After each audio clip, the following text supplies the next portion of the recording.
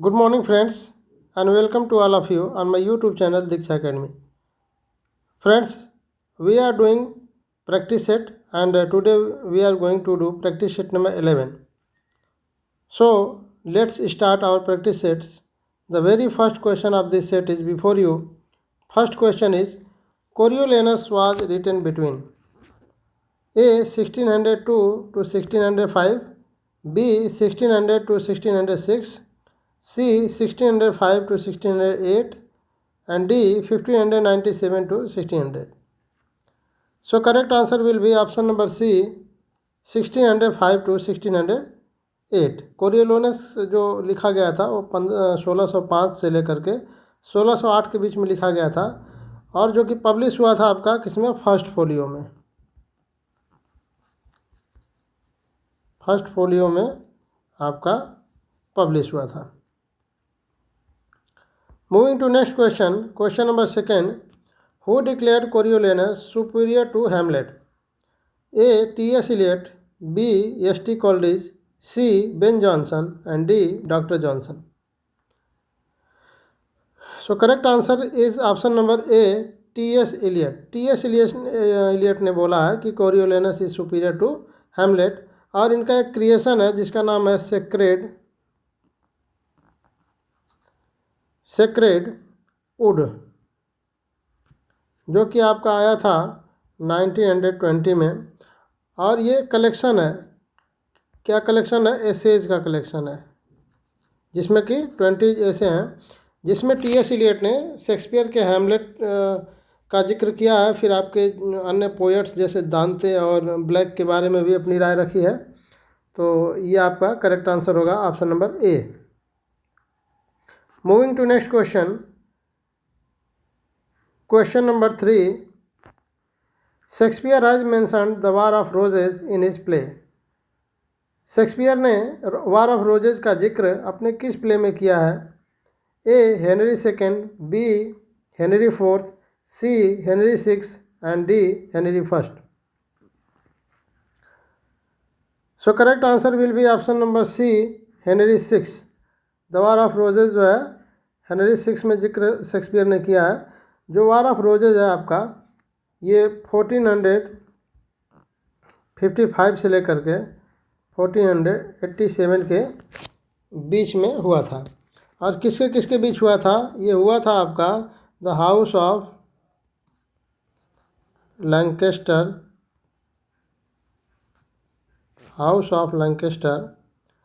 And house of York के बीच में हुआ था। ठीक है, 1455 से लेकर के 1487 के बीच हुआ था, और इसमें दो फैमिलीज़ का वार था, एक house of Lancaster and house of York. Moving to next question, question number 4, which book was the first printed by Caxton in his press in England? A dictates and saying of the philosophies, B the Canterbury tales, C diamond sutra, and D codex Leicester. So correct answer will be option number A dictates and saying of the philosophies. ये आपका जो है England में Caxton ने England में आपका जो printing press की स्थापना की, वो किया था आपका 1476 में। ठीक है, और किया था ये एलोमनरी एरिया एक है, ठीक है, जो पड़ता है वेस्ट मिनिस्टर में। ठीक है, और ये जो कैक्सटन थे एक आपके इंग्लिश मर्चेंट थे, डिप्लोमेटिक थे और राइटर थे। ठीक है, तो जो सबसे पहले इनका प्रिंटिंग्स आया, जो फर्स्ट प्रिंट किया गया बुक इनके यहाँ कैक्सटन प्रेस में, तो वो थे dictates and saying of the philosophies. Moving to next question, question number 5, Sir Thomas More published his most famous book Utopia in the year A 1516, B 1448, C 1520, and D 1545। Utopia का publication कब हुआ था?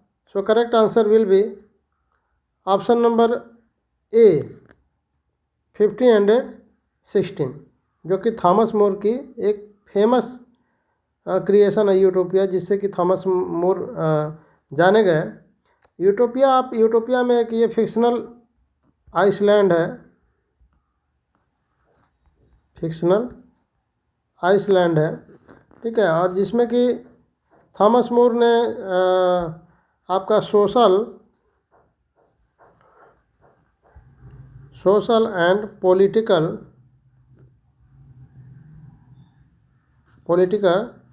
Satire दिया है, ठीक है।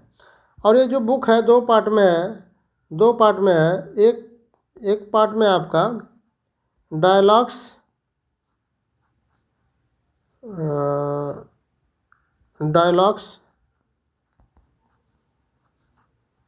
Of council, और दूसरी बुक में आपका डिस्कोर्स ऑन यूटोपिया है, ठीक है, जो कि आपका सोशल और पॉलिटिकल सटायर है। So correct answer is option number A 1516। Moving to next question number 6। Sir Thomas Wyatt worked under the king, A Elizabeth, B Henry VIII, C Henry VII and D Henry V। So correct answer is option number B Henry VIII। Thomas Wyatt जो है ये Henry VIII के under में काम किया था इन्होंने। और ये आपके थॉमस याट जो हैं ये आपके इंग्लिश पॉलिटिशियंस हैं और एम्बेसडर के रूप में भी इन्होंने काम किया है, और एक लिरिक पोएट के रूप में भी जाने जाते हैं, जो कि कब थे 16th सेंचुरी, ठीक है। So moving to next question number 7। Thomas Wyatt died due to, Thomas Wyatt की मृत्यु किस कारण हुई थी? A cancer, B pox, C hunger and D fever. So correct answer will be option number D fever. इनकी मृत्यु जो है थॉमस याट की वो हुई थी फीवर से। कब हुई थी? वो हुई थी 1542 में, जो कि 39 ईयर के थे, और डेट शायद वो 11 अक्टूबर है, ठीक है। 11 अक्टूबर 1542 में 39 ईयर्स के एज में इनकी मृत्यु हुई थी। किससे हुई थी? फीवर से। Moving to next question number 8। Who died due to lack of bread, किस पोएट की मृत्यु, किस राइटर की मृत्यु रोटी के अभाव में, गरीबी के कारण हुई थी? A Thomas Wyatt, B Spenser, C Marlowe and D Greene. So correct answer is option number B Spenser, यानी कि एडमंड स्पेंसर की मृत्यु जो है वो गरीबी के कारण हुई थी, ब्रेड के अभाव में हुई थी, जो कि हुआ था 13 जनवरी 1599 को। Moving to next question number 9। Who is called the pioneer of new poetry? Correct answer option number A Spenser, B Thomas Wyatt, C Wordsworth and D Arnold. तो correct answer is option number B Thomas Wyatt. Thomas Wyatt is known as the pioneer of new poetry. और Chaucer को father of English poetry बोला जाता है। चौसर को father of English poetry. Moving to next question number 10. The phrase "the Black Death" is referred to the plague of year. किस year के plague को Black Death के नाम से जाना जाता है? A 1563, B 1593, C 1623 and D 1348। So correct answer is option number D 1348। ये जो ऊपर के जो सारे डेट हैं आपके 1563, 1593, 1623, इस डेट में भी आपके जो है प्लेग्स थे। आपके 93 में भी प्लेग्स थे, जिस दौरान आपके 92, 93 में जिस दौरान आपके शेक्सपियर ने अपना ड्रामेटिक कंपनी को स्टॉप किया था, ड्रामा का परफॉर्मेंस उस समय स्टॉप था।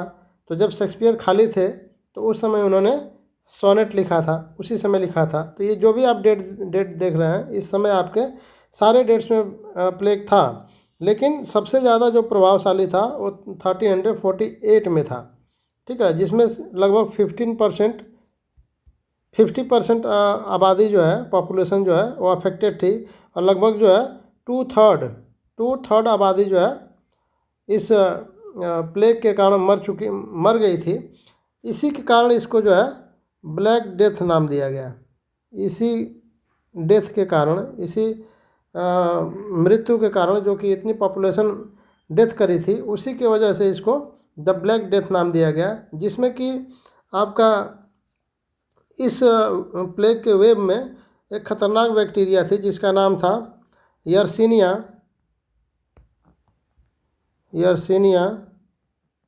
पेस्टिस बैक्टीरिया, जो कि काफ़ी भयानक रूप में थी। तो इसके वजह से जो है आपका 1348 में बहुत सारे पॉपुलेशन डेथ करी थी। इसके वजह से द ब्लैक डेथ नाम दिया गया। Correct answer is 1348। Moving to next question, question number 11। Ben Jonson composed his first play Isle of Dogs with collaboration A. Lilly, B. Marlowe, C. Thomas Nash, and D. Shakespeare. So correct answer is option number C, Thomas Nashe. Thomas Nashe और आपके Ben Jonson ने collaborate किया था एक play को जिसका नाम है आइसल ऑफ डॉग्स, जो कि आपका 1597 में आया था। ठीक है, तो option number C is right. Moving to next question, question number 12। Bacon got the title of knighthood in the year A 1603, 1615, 1595 and D 1590। Bacon को नाइटहुड की उपाधि किस ईयर में मिली थी? 1603, 1615, 1595 और 1590। So correct answer is option number A 1603। Bacon को जो है नाइटहुड की उपाधि जो है 1603 में मिली थी, और किसने दिया था, किस किंग ने? वो दिया था जेम्स फर्स्ट ने।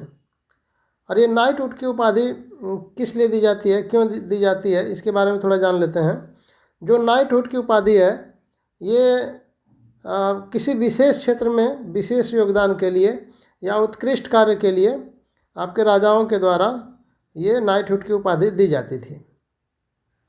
और जिसको ये उपाधि मिलती थी वो अपने नाम के आगे सर लगा सकता था। ठीक है, सर फ्रांसिस बेकन आप नाम जानते हैं।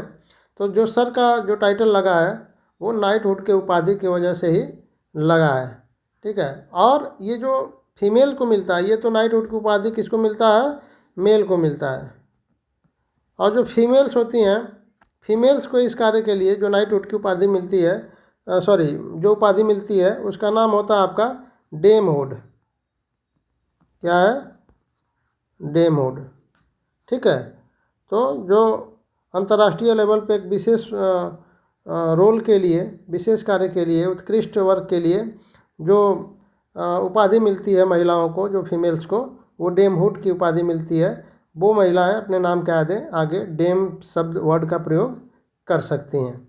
आपका इंडिया में भी जो है अंग्रेज़ों के द्वारा नाइटहुड की उपाधि दी गई थी, रविन्द्रनाथ टैगोर को दिया गया था। ठीक है, तो बाद में मुझे लग रहा है कि 1916 या 1919 के करीब जो है रविन्द्रनाथ टैगोर ने उसको वापस भी कर दिया था। और फ्रांसिस बेकन के पास इसके अलावा नाइटहुड के अलावा और भी बहुत ही महत्वपूर्ण पद थे, महत्वपूर्ण पदों पे काम किए थे, जैसे आपके अटॉर्नी जनरल के पद पे काम किए थे। फिर आपके लॉर्ड चांसलर के पद पे भी काम किए थे, लॉर्ड चांसलर के पद पे भी काम किए थे। तो ये रहा आपका answer. Correct answer is option number A 1603। Moving to next question, question number 13। Whose statement is this, knowledge is power. Knowledge is power ये किसका स्टेटमेंट है? A Shakespeare, B Marlowe, C Greene, D Bacon. तो correct answer is option number is option D. Correct answer is option D, ये Bacon ने बोला है। Moving to next question, question number 14। Some books should be tested, some devoured, but only a few should be chewed and digest is line of. ये किसकी line है? बहुत ही महत्वपूर्ण line है, बहुत ही इंपॉर्टेंट लाइन है। A Shakespeare, B Robert Greene, C Wordsworth and D none. So correct answer is option number D, none. None is correct answer.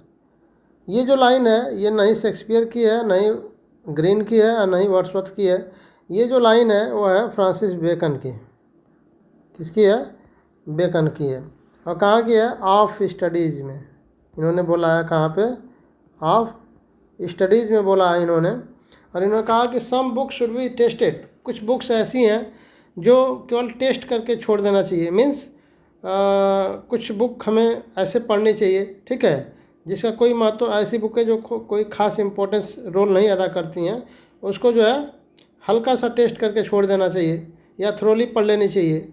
And some डिवोर्ड, और या डिवोट कर सकते हैं, यानी कुछ बुक ऐसी हैं जिनको हमें थ्रोली पढ़ लेना चाहिए या उनको ज़्यादा इम्पोर्टेंस नहीं देना चाहिए, ठीक है, केवल ऐसे पढ़ लेनी चाहिए, ठीक। And but only a few should be chewed and digest. लेकिन कुछ बुकें ऐसी होती हैं जो बहुत ही इंपॉर्टेंट होती हैं, उसको हमें लाइन बाय लाइन पढ़ना चाहिए और उसको समझ करके पढ़ना चाहिए, उसे गहराई में डूब करके पढ़ना चाहिए, और उसको पढ़ने के बाद, उसको समझने के बाद डाइजेस्ट का मतलब कि अपने व्यवहारिक जीवन में उसको लागू करना चाहिए, व्यवहारिक जीवन में उसको आत्मसात करना चाहिए, ठीक है।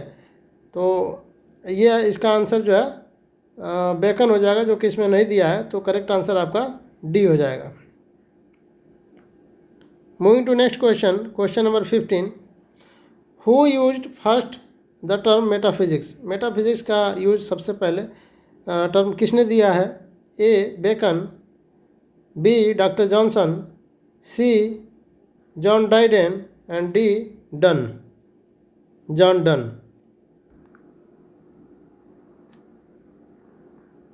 Correct answer is option number B, sorry option number C, John Dryden.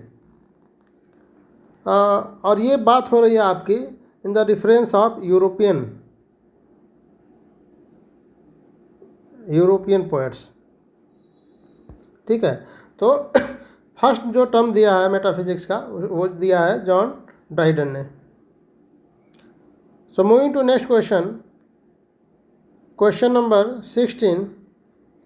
Money is a great servant but a bad master is line of, and it's a very important line. A Bacon, B Shakespeare, C Arnold and D none. ये किसने कहा है कि जो पैसा है वह एक ग्रेट सर्वेंट है, ठीक है, लेकिन बैड मास्टर है। यानी कि जब पैसा एक पैसे से आप काम लेंगे, यानी कि पैसे को आप सर्वेंट के रूप में यूज करेंगे, तब तो बहुत अच्छा है। लेकिन पैसा आपका अगर मालिक बन जाए, आप पैसे के लिए काम करने लगें, तो ये बहुत ही खतरनाक रोल अदा करेगा आपके लाइफ में। ये लाइन किसने कहा है पैसे के बारे में? So correct answer is option number A, Francis Bacon. This is said by Francis Bacon. Moving to next question, question number 17. Who called John Donne a metaphysical poet? John Donne को metaphysical poet किसने कहा है? A Coleridge, B John Dryden, C John Donne and D doctor Samuel Johnson. So correct answer is option number D, doctor Samuel Johnson. Doctor Samuel Johnson ने John Donne को metaphysical poet कहा है. और ये कब कहा है? ये कहा है 1781 में. Moving to next question. Question number 18. Milton composed an elegy on the death of his close friend Charles Diodati under the title A. Epitaphium Daemonis, B. Comus, C. Lycidas and D. None. So correct answer is option number E. Epitaphium Daemonis, जो कि आपका 1639 में आया था, जिसको कि Demons एपिटफ भी बोला जाता है. डेमन्स एपिटफ. तो ये आपका जो है मिल्टन की एलिजी है, जो अपने क्लोज फ्रेंड चार्ल्स दियोदती के मृत्यु पे लिखे थे, जिसका टाइटल था एपिटैफियम डेमोनिस, जो कि 1639 में आया था, और इसको डेमन्स एपिटफ भी कहा जाता है.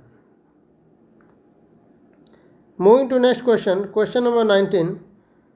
Milton was made Latin secretary in the year. Milton को लैटिन सेक्रेटरी किस वर्ष में बनाया गया? A. 1642, B.